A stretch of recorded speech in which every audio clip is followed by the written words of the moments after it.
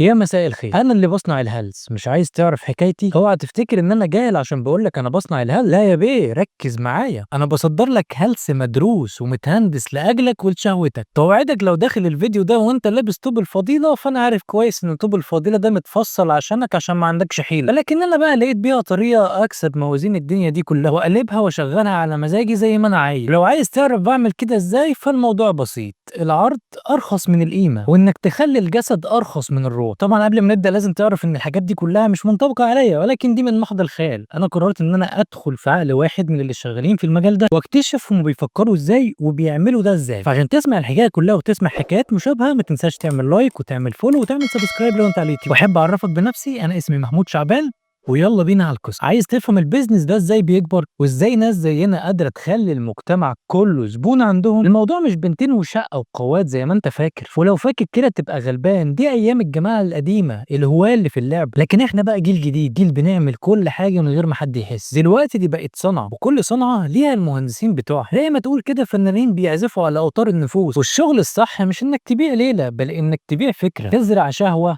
او تخلق احتياج اصلا ما كانش موجود. انا بقى واحد من الموجودين في اللعبه دي، والنهارده هعرفك خطه اللعب اللي انا اصلا بحب اسميها هندسه الفساد. واحنا عندنا بقى 3 مراحل في اللعبه دي. المرحله الاولى وهي زيها زي اي مشروع، وهو اصطياد الماده الخام. اول حاجه زيك زي اي مهندس او صنايعي شاطر لازم تعرف تختار الخامه او الماده اللي انت هتشتغل عليها بشكل دقيق. وفي حالتنا احنا بقى دي مش اي بن، انا بدور على انواع معينه، بنتقي ناس معينه، وطبعا كل نوع من دول ليه مفتاحه. المرحلة الأولى بقى واللي هي اصطياد المادة الخام، عندنا 3 أنواع من اللي بنلعب عليهم. أول واحدة دي المكسورة ماديا، ودي في عالمنا هي أسهل فريسة ممكن نحصل عليها. الفقر والحوجة هم أحسن صياد في الدنيا دي. اوعى تفتكرني غشيم وبخش عليها أقول لها تعالى شغلك في الدعارة. بالعكس، أنا بدخل بحيلة شيطانية. أنا بدخل كأني حل ليها، بدخل عليها بدخلة أنت موهوبة وشكلك حلو، حرام تتبهدلي في شغل في الشهر 3000 جنيه. بقول لها إني ممكن أعرفها على ناس ممكن تدعم جمالها وتدعم موهبتها. وأنا في الحالة ديت أنا مش قواد، أنا كشاف مواهب، أنا مستشار علاقات. أنا ببيع لها حلم الهروب من فقرها، وهي بتدفع جسمها تمن لده. بس لازم تكون الفريسة بتاعتنا دي مقتنعة تمام الاقتناع إن اللي هي بتقدمه ده مش هيبقى حاجة أبدا قدام اللي بتاخده. أما بقى الصنف التاني وهي المبهورة بالمظاهر، ودي بقى البنت اللي عينيها زايغة طول النهار على حياة الانستجرام، نفسها في الشنطة البراند والتليفون الأحدث والسفرية بتاعت دبي. ودي بقى مختلفة عن التانية كانت بتبيع عشان جعانة، لكن دي ما بتبيعش عشان جعانة، دي بتبيع عشان طمعانة بزيادة. وهنا بيبتدي دوري، بفتح الكتالوج وبوريها كل اللي هي عايزه تشوف. بقول لها شايفه البنات الحلوين اللي قدامك دول كانوا زيك في يوم من الايام، واحنا وصلناهم في حته عمرهم ما وصلوا ليها. بقول لها بص كويس كانوا فين وبقوا فين، راكبين عربيات شكلها عامله ازاي، ساكنين في اماكن عامله ازاي، وخدي بالك كل ده ذكاء اجتماعي. وانا هنا بحول الدعاره في نظرها الاستثمار في مستقبلها وشكلها الاجتماعي. وبرضه لازم تبقى مقتنعه تماما ان اللي هي بتاخده ده خطوة صح 100%. أما النوع التالت وهي اللي بتدور على الاهتمام، البنت اللي عندها مشاكل في بيتها، أبوها بيضربها، حبيبها كسر قلبها، دي بتبقى عطشانة لأي كلمة حلوة أو لأي حد بيديها أي إحساس بالقيمة. ودي بقى بلعب معاها دور الأب اللي بيسمع أو الصديق اللي مهتم وعايز يساعد بأي طريقة، وبديها الاهتمام اللي هي عايزاه. أنت جميلة ومحدش مقدرك، أنت ذكية ومحدش شايف موهبتك. ولما النوع ده بقى بيبتدي يتعلق بيا عاطفيا، ببتدي أوجهه لأي حاجة أنا عايزها. وهي طبعا بسذاجتها تبتدي تعمل كل ده عشان فاكره ان هي بتخدم شكل علاقتنا الخاصه. والنوع ده بقى بالذات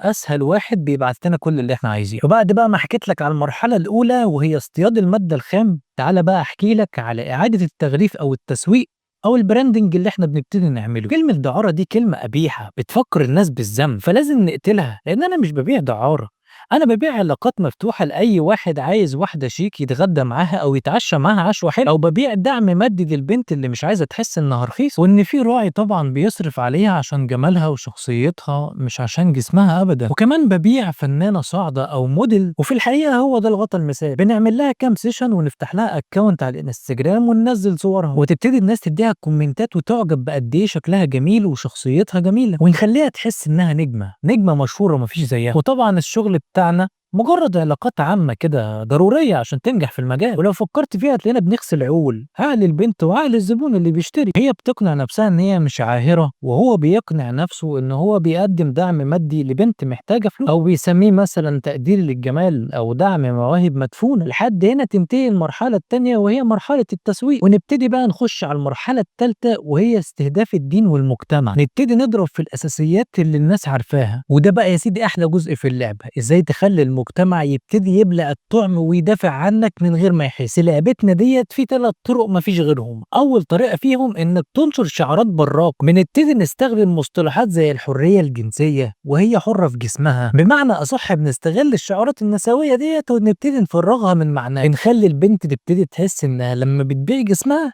كده بتتحلى بالقوة والتحرر، وانه طبعا اي حد يبتدي ينتقدها فهو راجعي ومتخلف. وتاني حاجة بقى هي التطبيع والتشكيك، ودي عن طريق ان احنا نخلي الفكرة دايما قصاد الناس وقدام عيونهم. لما كل بنت تبتدي تفتح تيك توك وتلاقي بنات في سنها عايشين حياة البذخ دي، والشاب كمان لما يفتح يلاقي في حياة البذخ دي، يبتدي يتسرب لهم في نفسهم ان ده شيء عادي، ويبتدوا يسألوا نفسهم هو ايه الغلط؟ ما هي الناس دي بتعمل كده وعايشين اهو. زائد ان احنا كمان بنبتدي نزرع الشك في المفاهيم القديمة، زي مثلا ان تكون واحدة اصلا شغالة الشغلانة بتاعتنا والبنات لما تبص عليها تقول طب ما ايه الفرق بينها وبين واحدة متجوزة واحد عشان فلوس؟ ما كله بيزنس يعني. بنحاول بالطريقة ديت ان احنا نلغي الفرق بين الحلال والحرام، ونحاول نخليهم في منطقة رمادية، لا هم في ابيض ولا اسود، ولا عارفين حلال ولا عارفين حرام. اما الطريقة التالتة بقى بنحارب فكرة قدسية الجسد والشرف دي، وبنبتدي نروج لفكرة ان الجسد دوت هو أداة للمتعة والجلب الفلوس، زيه زي صوتك او عقلك، شيء يعني ممكن تجيب منه فلوس. وبالتالي لما الناس تبتدي تعمل كده الدين في حياتهم بقى شيء قديم ملوش مكان في العصر الحديث. هو بيفكرك ان الهدف النهائي مش هم الكام الف جنيه اللي بيجوا في الليلة، الهدف منه هو بناء مجتمع جديد مفكك وكل حاجة فيه ليها تمن. ببساطة مجتمع الشهوة فيه هي المحرك الرئيسي والفلوس هي الإله، مجتمع تقريبا ما فيهوش ثوابت، وبالتالي يسهل السيطرة عليه وتوجيهه لأي مكان أي منظومة عايزاه. وخد بالك أنا مش بفسد أفراد، أنا بهدم منظومات، وعلى أنقاضها ديت شغل بيكبر وبيزدهر. بتمنى في نهاية الحلقة إنك تكون استمتعت بالفيديو دوت وتدعمني وتعمل لايك وسبسكرايب وشير وتعمل كل الحاجات الحلوة دي، وتعمل فولو عشان تسمع كل حاجة بنزلها. والسلام عليكم ورحمة الله وبركاته.